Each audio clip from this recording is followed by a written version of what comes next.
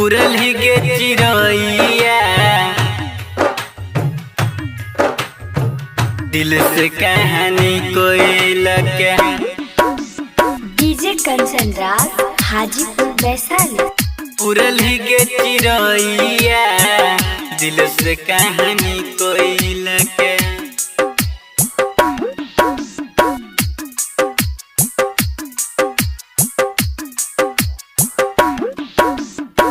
दिल से कहानी कोई लगे। उड़ल ही गे चिरैया दिल से कहानी कोई लगे। उड़ल ही गे चिरैया एक साथ जियै के एक साथ जियै के खैने रही क्रिया। दिल से कहानी कोई लगे। उड़ल ही गे चिरैया दिल से कहानी कोई लगे। उड़ल ही गे चिरैया दिल से कहानी कोई लगे। हाजीपुर वैशाली। उड़ल ही गे चिरैया दिल से कहानी कोई लगे। छोड़ के चल गइलू हमके जियब कैसे जान हो।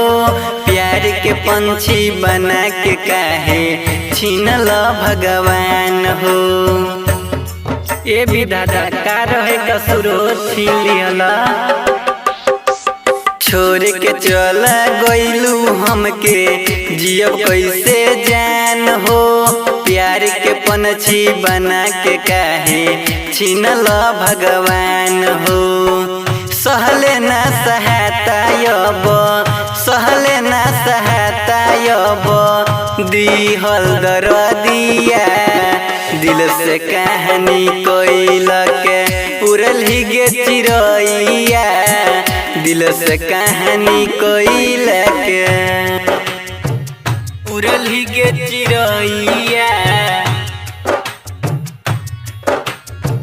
दिल से कहानी कोई लगे। हाजीपुर वैशाली। उड़ल ही गे चिरैया दिल से कहानी कोई लगे।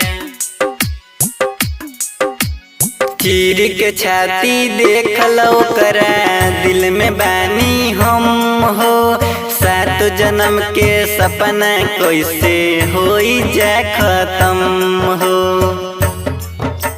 ये भगवान सुना हो होई जा खत्म हो।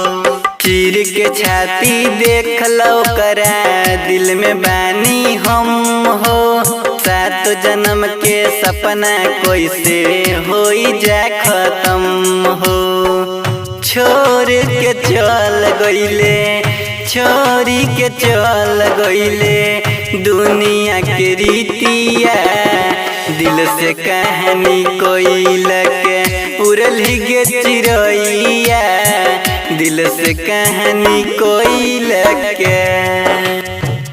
उड़ल ही गे चिरैया दिल से कहानी कोई लगे। हाजीपुर वैशाली। उड़ल ही गे चिरैया दिल से कहानी कोई लगे।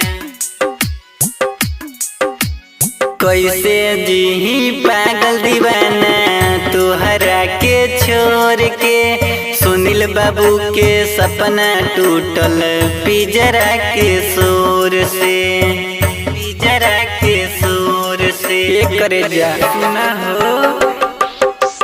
कैसे जी पागल दीवाना तोहरा के छोड़ के। सुनील बाबू के सपना टूटल पिजरा के शोर से। लागता मर जाइब लागता मर जाइब चढ़ी के यरथिया।